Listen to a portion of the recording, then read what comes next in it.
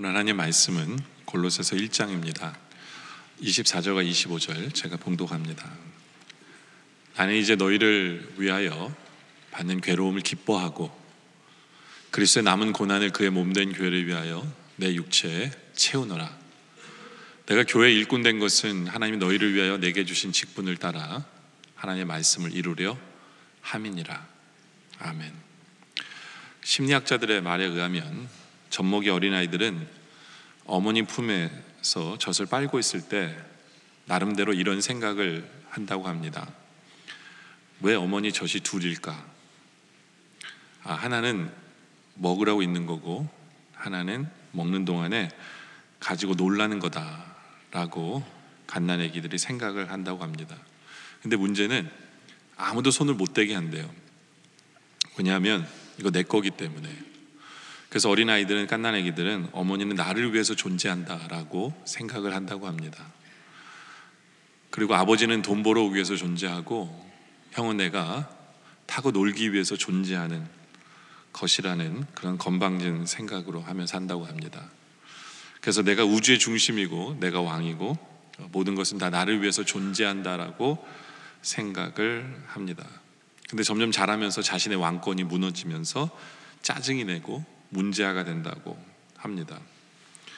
가만 보니까 아버지가 왕이고 그 밑에 엄마가 왕이고 그 밑에는 형이 그 다음이에요. 그러니까 자기는 꼬마임에 불과합니다. 그러니까 자신이 아무것도 아니다라는 그런 생각이 들면서 반항을 하고 그의 세계관이 무너지고 그러면서 점점 이제 그런 것이 무너지면서 자기가 누구인가가 정립되어지는 것이 사람이다 라는 것이죠.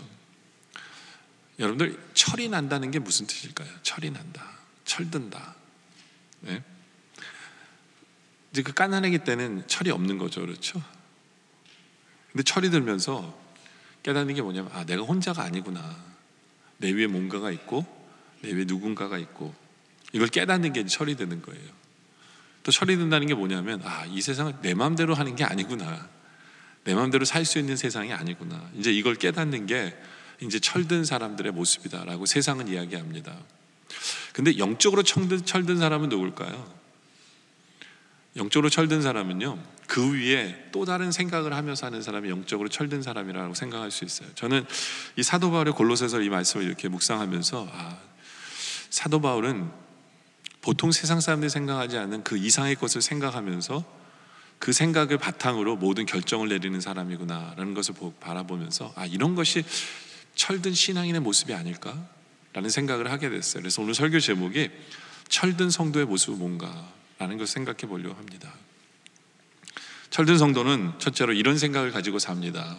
어떤 생각이냐? 첫째로 늘 하나님께 영광 돌리려는 자세로 살아갑니다. 하나님께 영광을 돌려야지. 이것이 아까 우리가 인사한 대로 이것이 우리의 소원이 되는 성도가 철든 성도예요. 사도 바울은 골로새서를 통해서 이것을 고백합니다. 1장 16절에 만물이 그에게서 창조되되 하늘과 땅에서 보이는 것들과 보이지 않는 것들과 혹은 왕권들이나 주권들이나 통치자들이나 권세들이나 만물이 다 그로 말미암아 그를 위하여 창조되었다. 그러니까 이 세상의 모든 건요, 하나님을 위해서 창조됐고 예수님을 위해서 창조되었어요. 그분의 영광을, 그분께 영광 돌리기 위해서 창조된 거죠. 하물며 세상의 왕들조차도, 세상의 주권자들조차도, 세상의 통치자들도 하나님을 위해서 만들어진 거예요. 하나님의 영광을 위해서 만들어졌다라고 사도 바울이 고백을 하죠. 그러면서 골로새서 1장 27절 뒷부분에 보면 사도 바울이 이런 얘기를 해요. 너희 안에 계신 그리스도신이 곧 영광의 소망이라. 이게 무슨 얘기냐면, 우리 안에 소망이 있는데 그게 뭐냐면 하나님께, 그리스도에게 영광을 돌리는 게 우리의 소망인 거죠. 그러니까 우리의 소원이 하나님께 영광을 돌리는 것, 이것이 성도의 모습이다. 바로 이 모습으로 우리는 살아가야 된다라는 거죠. 우리가 이런 생각을 하며 살면요, 어떻게 되느냐? 고린도서 10장 31절처럼 돼요. 그래서 저희가 먹든지 마시든지 무엇을 하든지 다 하나님의 영광을 위해서 하게 되는 거죠. 왜냐하면 우리 머릿속에 온통 하나님께 영광 돌리며 살아야 되는 데가 우리의 고민이고 우리의 소원되기 때문에 먹고 마시는 것까지도 다 하나님의 영광을 위해서 하게 되어지는 것, 그것이 우리의 모습이어야 한다라는 거죠. 여러분들, 인간들은 수천 년 동안 최고의 선이 무엇인가를 고민하며 살았어요. 그래서 많은 종교를 만들고 살았는데, 그들이 짜낸 지혜는요, 공통된 점이 뭐냐면 다 자기 중심이에요. 나 중심. 내가 즐거워야 되고 내가 잘 돼야 되고, 그렇죠? 나의 유익과 나에게 만족을 줘야만 한다는 게, 그게 세상의 진리예요. 세상 사람들의 행복론이고 세상 사람들의 답이라고 생각을 합니다. 그런데 세상에는 그런 답을 줄 수밖에 없죠. 왜냐하면 다르게 얘기하지 않으니까. 그래서 우리는 성경을 봐야 돼요. 성경은 늘 우리에게 말씀하시는 게 뭐냐 하면, 세상을 창조하시고 인간을 만드신 하나님께 영광을 돌리는 것이 인생의 목적이 되어야 한다라는 것을 우리에게 알려줘요. 네. 세상은요, 나 중심으로 살면서 나를 위해서, 나의 만족을 위해서 사는 것이 행복이고, 그게 참 지혜라고 할지 모르지만, 나를 위해서 살아보니까 거긴 행복이 없거든요. 그래서 내가 가진 것을 다 가져도, 내가 원하는 것을 가져도 거긴 행복이 없는 것을 깨달아 알게 되잖아요. 그러니까 이것이 세상의 지혜의 허구입니다. 하나님께 영광을 돌려야만 행복한 거예요. 행복한 거예요. 여러분들, 하나님이 에덴 동산을 만드실 때 왜 하필이면 선악과를 그 안에 넣어 놓으셨을까요? 그렇지 않아요? 우리 하나님은 우리를 사랑하시잖아요. 그리고 우리 하나님은 전지하셔서 모든 걸 알고 계셔서, 우리를 사랑하신 하나님이 우리가 죄질 줄도 알면서도 선악과를 그 안에 왜 넣어 놓으셨을까요? 예? 죄질 줄 알면서도 또 우리를 사랑하신다는 하나님이 왜 선악과를 그 안에 넣어 놓으셨을까? 그 이유는 우리를 위해서도 선악과가 거기에 꼭 필요하기 때문에 있는 이유일 수밖에 없잖아요. 그럼 왜 선악과는 그곳에 꼭 필요했을까요? 그것은 우리 인간을 만든 목적과도 연관이 됩니다. 인간을 왜 만드셨냐면 하나님의 영광을 위해서 만드셨고, 그리고 하나님의 영광을 돌리기 위해서는 우리가 하나님의 말씀에 순종할 때 하나님의 영광을 받으시거든요. 그래서 하나님은 에덴 동산에서 수많은 영광을 인간을 통해서 요구하실 수 있었지만, 하나님은 한 가지만을 요구하신 거예요. 그게 뭐냐? 너희가 이것을 먹지 말면, 내 말씀에 순종하면 그것을 통해 내가 영광을 받을게 라고 하나님께서 하는 영광 받기 위한 도구였어요, 선악과는. 그러니까 많이 만드실 수 있는데도 하나만 만드신 것은 하나님의 사랑 때문에 그래요. 근데 왜 우리를 위해서 선악과가 존재해야 될까요? 그 이유는 하나님께 영광을 돌릴 때 우리의 영이 만족되어지기 때문에, 거기에 진정한 행복이 있고 저기에 진정한 기쁨이 있기 때문에 선악과는 있어야만 한다는 거죠.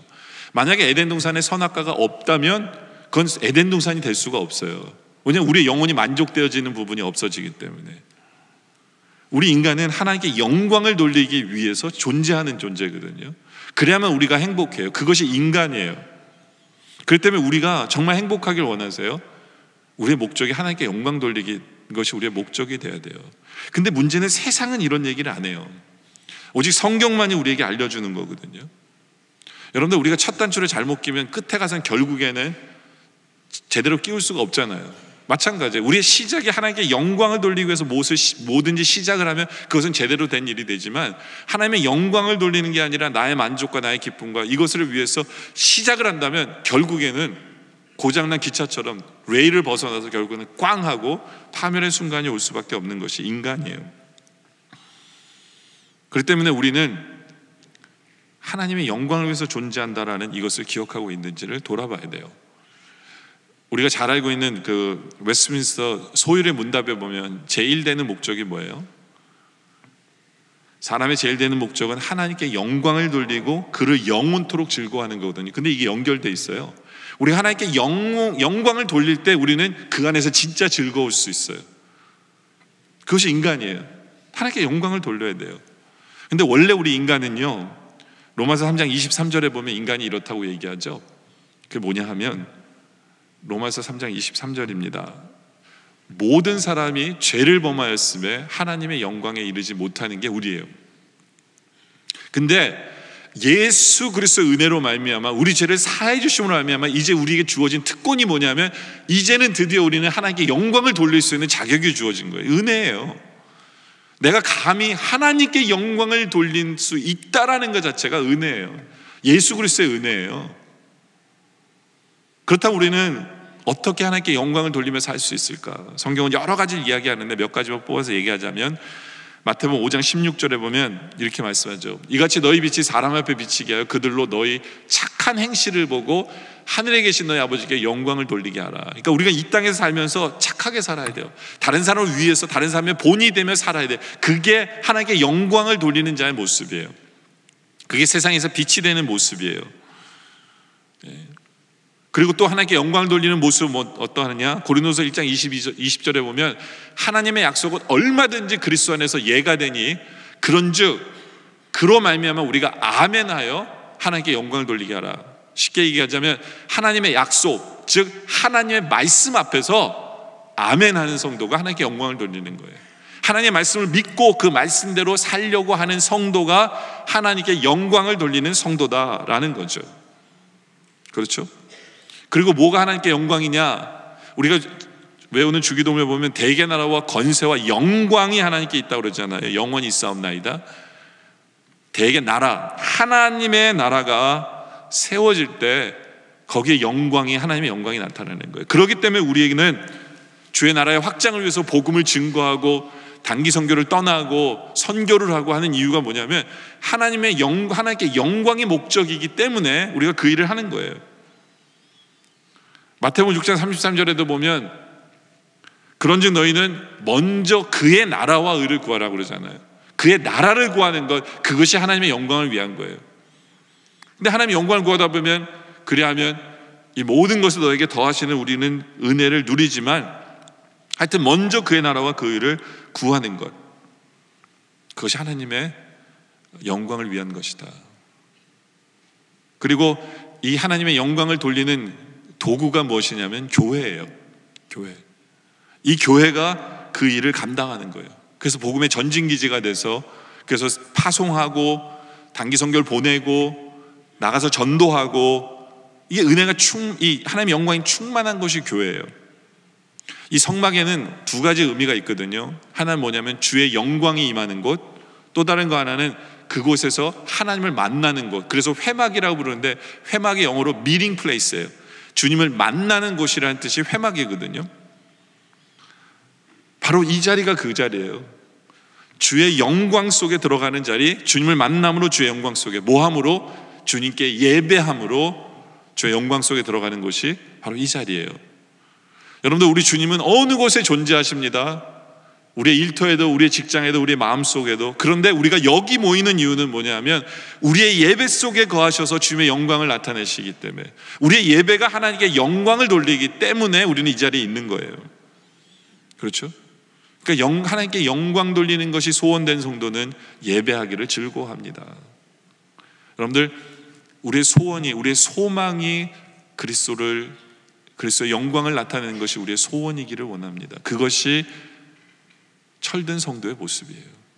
두 번째로는 주인으로 섬기는 자세를 갖고 있는 사람이 철든 성도의 모습이다. 고린도서 2장 6절에 보면, 골로새서 2장 6절에 보면, 그러므로 너희가 그리스도 예수를 주로 받았으니 그 안에 행하라. 우리 주님을 주인으로 인정하는 거예요. 이게 골로새서 전체의 주제입니다. 이게 주제절이에요. 2장 6절이. 우리 예수 그리스도를 주인으로 인정하는 삶, 이게 골로새서의 주제거든요. 그래서 이 주제를 더욱더 이렇게 강조하기 위해서 쓰여진 게 1장이기도 해요. 그래서 1장에 보면 왜 우리 예수님이 우리의 주인이신가를 설명합니다. 그 이유는 뭐냐? 골로새서 1장 14절에 그 아들 안에서, 예수님 안에서 우리가 속량받았기 때문에, 속량이라는 건 뭐냐면 대신 지불해 주신 거예요. 우리는 사탄의 종이었는데 예수 그리스도께서 우리 죄를 사해 주심으로 말미암아 우리를 속량했어요. 종에서 벗어나게 해 주신 거죠. 주님이 값을 치러 주셨기 때문에 그분이 우리의 주인이 될 수밖에 없는 거죠. 그렇죠?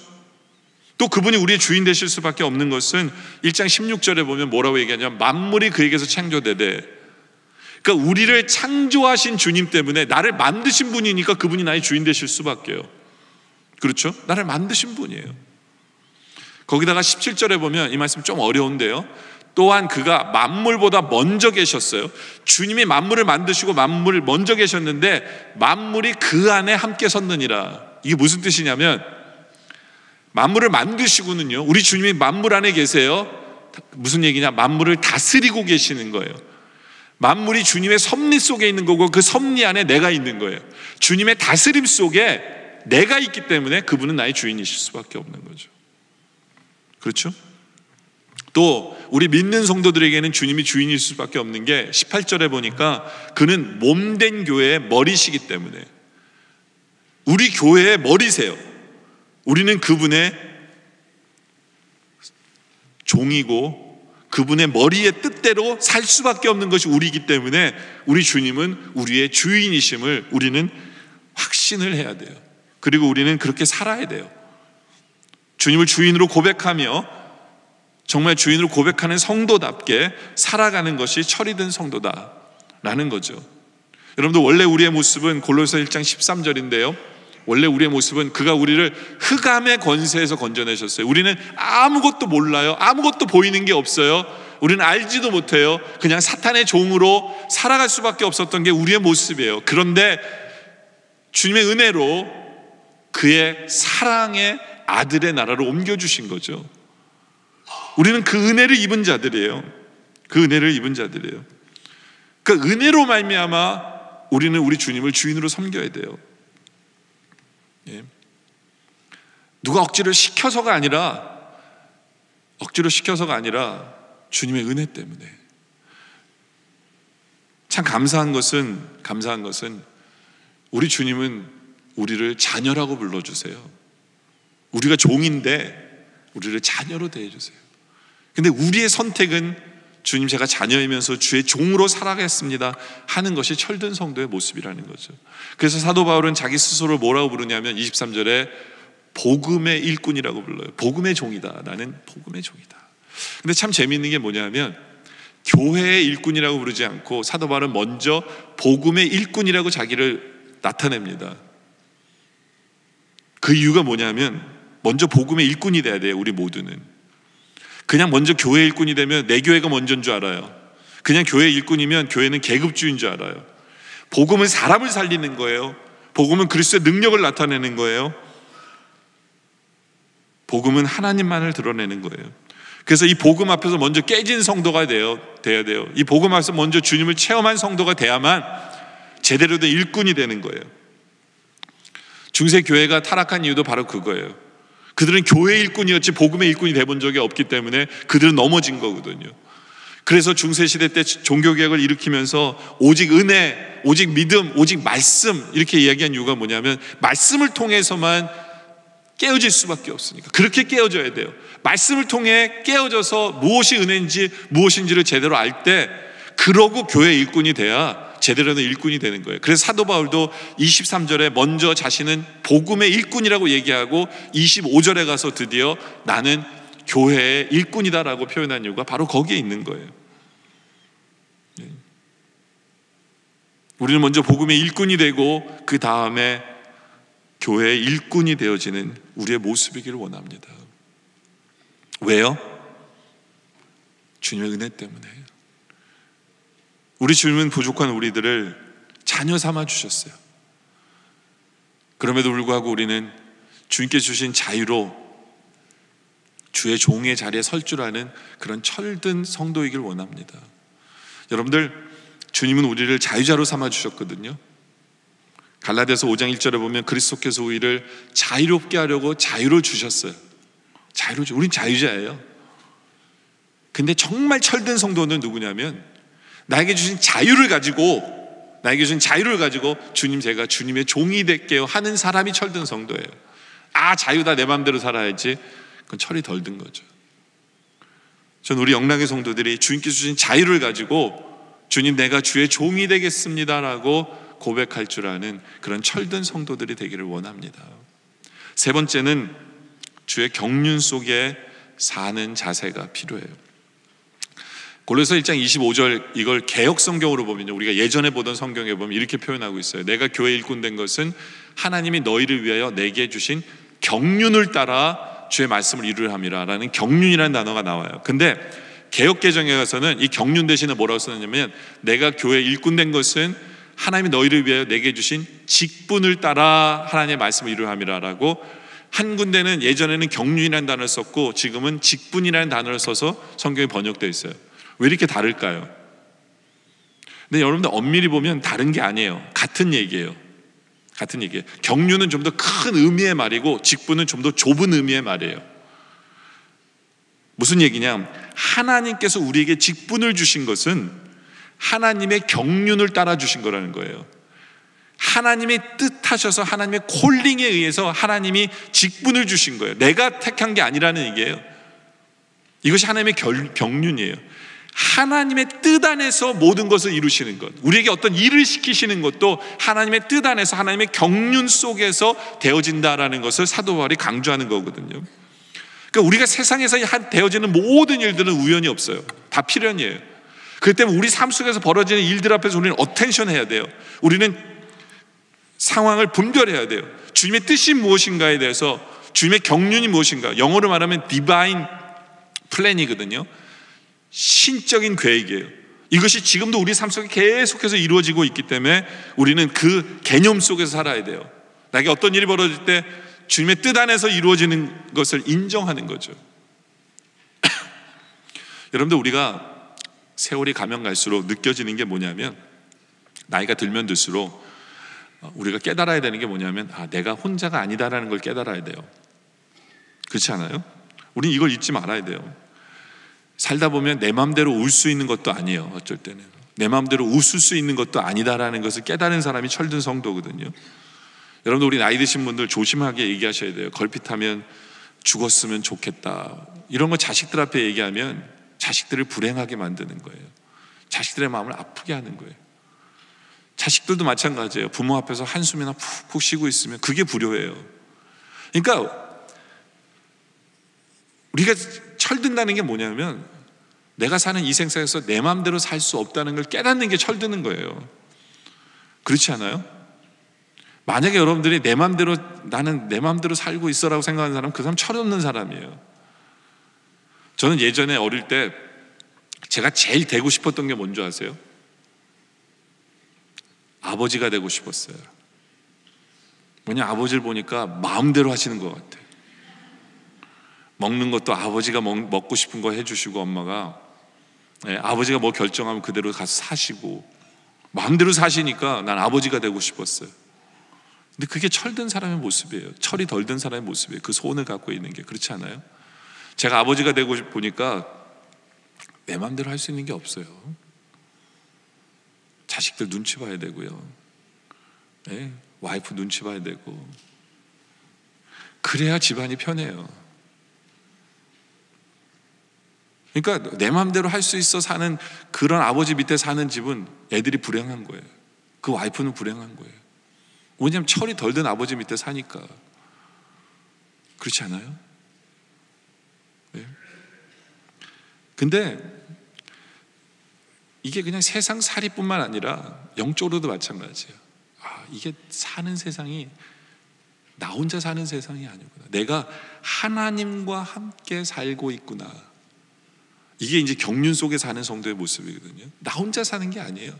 하나님의 역사 속에서 살고 있는 나를 볼 수 있어야 돼요. 하나님과 함께 살고 있는 나를 볼 수 있어야 돼요. 그래서 내가 뭔가를 하면 하나님 마음이 아프신 걸 내가 보여봐야 되고, 내가 하나님께 순종하면 하나님이 기뻐하시는 것을 내가 볼 수 있어야 돼요. 이게 하나님의 경륜 속에 사는 성도의 모습이에요. 그리고 이게 철된 성도의 모습이에요. 나 혼자 사는 세상이 아니에요. 하나님과 함께하는 세상이에요. 그리고 살면 살수록 느껴지는 게 뭐냐면, 나는 빚진 자구나 라는 거예요. 나는 갚을 길이 없는 빚을 지고 산다.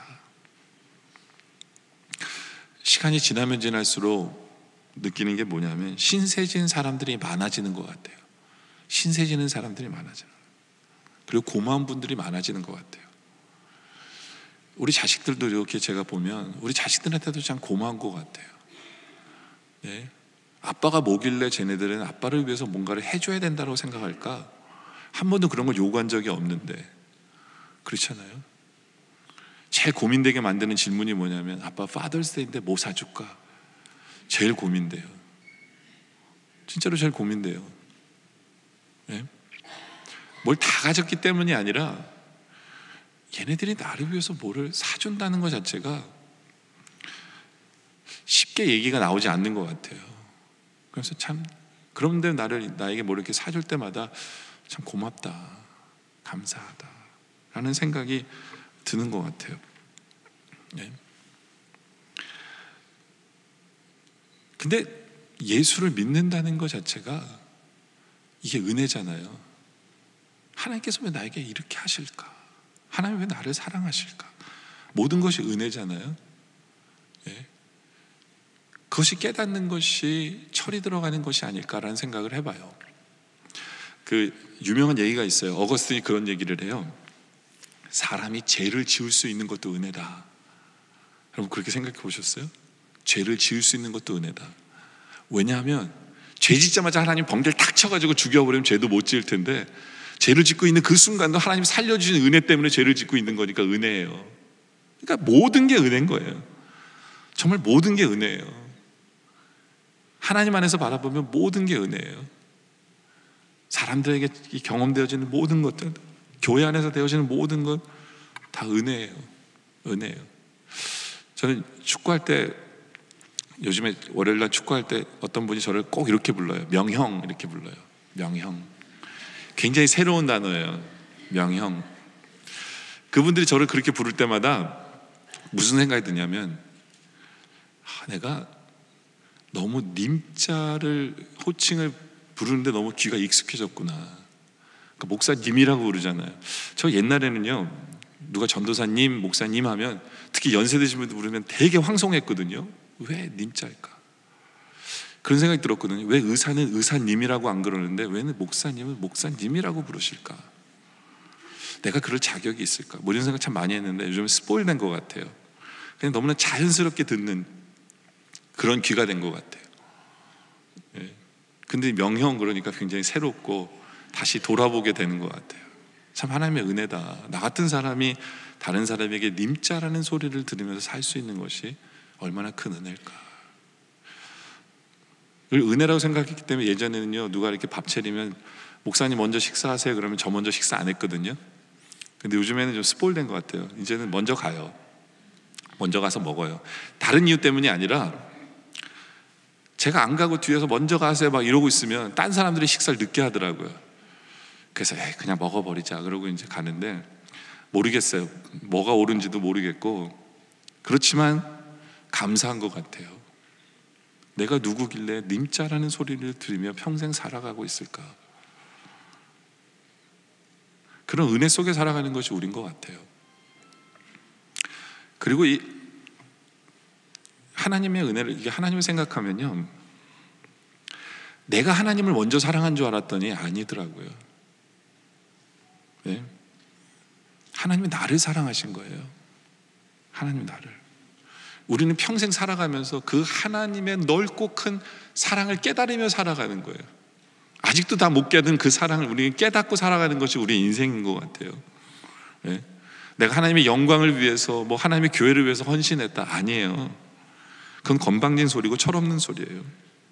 하나님이 나를 쓰시는 거예요. 하나님이 나를 택하신 거예요. 나를 고용하신 거고, 강권적으로 나를 붙드셔서 하나님의 은혜 속에서 나를 일하게 하시고 나를 섬기게 하시는 거예요.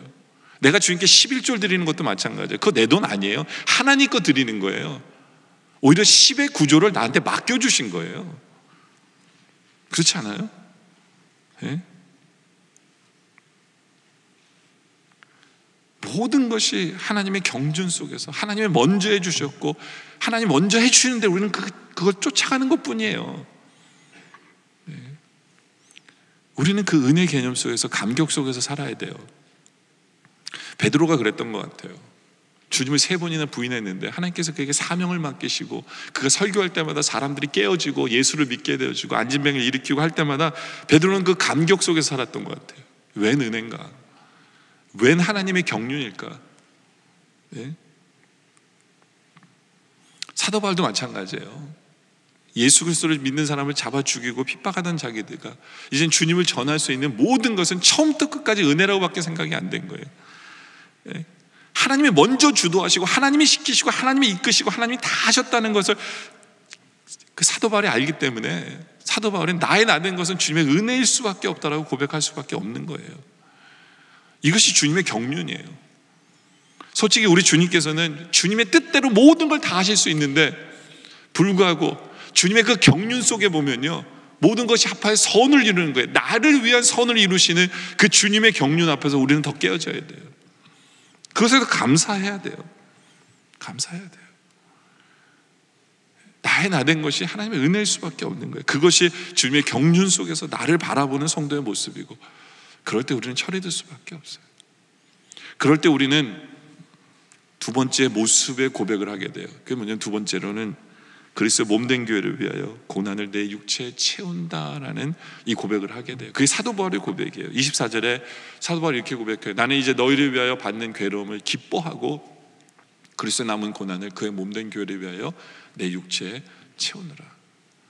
주님을 위해서 고난을 받는데, 교회를 위해서 고난을 받는데 사도 바울이 기쁘대요. 왜요? 왜 기쁘냐면 자기 같은 죄인에게 주님을 본받을 수 있는 기회를 주셨기 때문에. 왜 기쁘냐면 자기 같은 죄인에게 주의 영광을 위해서 살 수 있는 그 방법을 주셨기에, 그 직분을 주셨기에, 그 일을 맡겨주셨기에 사도 바울은 기뻐요. 고난 앞에서. 그러면서 사도 바울이 뭐라고 얘기하냐면, 그리스도의 남은 고난을 내 육체에 채우노라. 여러분들 오해하지 마세요. 주님께서 받은 고난이 충분하지 않았다는 얘기가 아니에요. 우리 주님이 이 땅에 오셔서 받은 고난은 충분하셨어요. 근데 여기서 말하는 이 고난은 뭐냐면, 예수를 믿게 되면 따라오는 고난이 있는 거예요. 이제는 우리가 감당해야 될 고난이 있는 거예요. 주님은 다 감당하셨는데 주님을 따르면 거기에 따라오는 고난이 있어요. 이건 피할 수 없는 고난이에요. 이제 우리는 그 은혜로 말미암아, 그 경륜으로 말미암아 하나님께 영광 돌려야 되기 때문에, 그분이 나의 주님이시기 때문에, 그분이 나의 주인이시고 내가 그렇게 선택했기 때문에 이제는 우리도 그 고난을 우리 몸에 채우며 살아야 돼요. 이것이 우리 할 일이에요. 그것을 기쁨으로 우리 몸에 채우며 살아야 돼요. 그렇다면 사도 바울은 어디에서 그 고난을 채워나갈까요? 그 25절인데요. 교회의 일꾼이 되어서, 교회의 일꾼이 되어서. 우리 모든 성도들은 바로 그 경륜으로 말미암아, 그 은혜로 말미암아 교회의 일꾼이 되어서 그 남은 고난을 우리 육체에 채우는 것, 이것이 우리 할 일이에요. 그럼 왜 우리가 교회에 우리의 고난을 채워야 될까요? 그 이유는 18절에 보면 그는 몸인 교회의 머리시기 때문에, 우리 주님이 교회의 머리신 그 교회에 우리는 그 고난을 우리 몸에 채워야 되는 거예요. 이것이 우리의 할 일이에요. 우리 할 일이에요. 정말 우리 교회 오늘이 있기까지 헤아릴 수 없는 많은 분들의 기도와 봉사와 물질과 몸으로 교회를 위해서 충성 다하신 거 알아요. 하나님의 은혜로 그 여러분의 고난이 헛되지 않고 교회가 성장하고 부흥하는 것. 그러나 그것으로 끝난 게 아니에요. 계속해서 주의 몸된 교회가 성장하고 주의 뜻이 이루어지려면, 주님께 영광 받으시려면, 은혜 받은 주의 경륜을 깨달은 성도들이, 철든 성도들이 이제 교회를 위해서 그 고난을 내 몸에 채우는 성도들이 될 때 주께서 더 영광 받으시고, 그렇죠? 우리가 그것이 주님을 주인으로 인정하는 것이고 주님의 경륜 속에서 무엇이 은혜인지를 깨달아 아는 성도들의 모습이다. 이것이 바로 우리의 모습이기를 원합니다. 그래서 말씀의 결론을 내리죠. 한 인디안 추장이 자기의 후계자를 물색하기 위해서 제일 용감하고 덕망이 높은 세 용사를 뽑았어요. 그리고 한 가지 이제 명령을 내립니다. 저 산꼭대기 위에 올라가서 표적이 될 만한 것을 한 가지씩 들고 오라는 거였어요. 그랬더니 이 세 명의 용사가 열심히 정상을 향해 뛰어 올라가더니 제일 먼저 한 사람이 내려오는데 그 산꼭대기만 피는 아름다운 꽃을 꺾어 갖고 왔어요. 그럼 추장에게 줍니다. 두 번째 사람은 그 용암이 이렇게 나와가지고 만든 돌덩어리, 거기 그 산꼭대기만 있는 돌을 들고 추장에게 줬어요. 근데 마지막으로 온 사람은 아무것도 안 들고 왔어요. 너는 왜 이렇게 늦게 왔고 너는 왜 아무것도 안 들고 왔느냐 했을 때 이 사람이 추장에게 그런 얘기를 해요. 추장님, 산꼭대기에 올라가서 저 산 건너편에 저 지역을 봤더니 저 지역이 진짜 옥토입니다.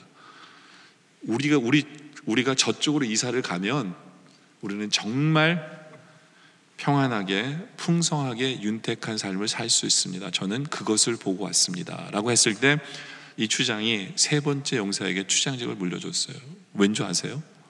왜냐하면 첫 번째, 두 번째 사람은 자기의 명예를 위해서, 그냥 자기 자리를 위해서, 포커스가 자기 시선과 생각이 자기의 자리에 그냥 추장직이에요. 그런데 세 번째 사람은 우리를 위해서, 물론 자기를 포함해서 우리 부족을 위해서 생각하는 사람이었기 때문에 그래요. 이게 철든 사람이에요. 여러분, 우리가 예수를 믿는다는 것도 이제는 나가 아니라 우리예요. 우리, 나와 하나님, 나와 성도들, 우리라는 개념. 모든 시각이 그렇게 돼야 돼요. 그러면서 우리가 하나님 앞에서는 항상 목적이, 우리의 소원이 하나님께 영광이 우리에게 소원이 되고, 주님 은혜 때문에 내가 주님 주신 자유로 종의 자리에 서서 주님을 섬기기를 소원하고, 주님의 경륜을 바라보면서 그 주님께서 뭐든지 다 주님 뜻대로 하실 수 있는데 나를 위해서 이루시는 그 주님의 은혜를 깨달으면서 이제는 주님 기쁨으로, 주님 그 고난에, 우리가 받아야 될 그 고난을 기쁨으로 누리고 우리 몸에 채우면서 주의 몸된 교회를 위해 헌신하고 주님을 위해서, 우리를 위해서, 그래서 주님의 기쁨 되고 주님의 뜻을 이루며 주님 원하시는 대로 정말 이 세상에서도 철든 성도의 삶을 살아가는 우리 모두가 되어지시기를 주님의 이름으로 축원합니다. 기도드리겠습니다. 아버지 하나님, 감사합니다. 세상이 주지 못하는 참 지혜를 말씀을 통해 알려주심에 감사합니다. 진정으로 행복하고 기쁨이 무엇인지를 알려주심에 감사합니다. 그것이 바로 주님께 영광 돌리는 삶이라는 것을 알려주심에 감사합니다. 이제는 우리의 소원이 주님께 영광 돌리는 것이 우리의 소원 되게 하시고, 또 우리가 주님의 보혈로 우리에게 주신 그 자유를 가지고 주의 종이 되기로 선택하는 우리의 모습 되게 하여 주시옵소서.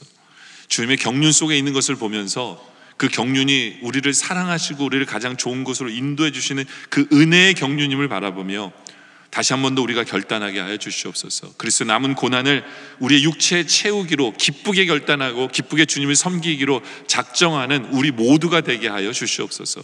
그래 주님을 기쁘시게 할 뿐만 아니라 참 행복이 뭔지, 참 기쁨이 뭔지, 참 만족이 뭔지를 누리며 살아가는 우리 모두 되게 하여 주시옵소서. 말씀 주신 주님께 감사드리며 예수님의 이름으로 기도드립니다. 아멘.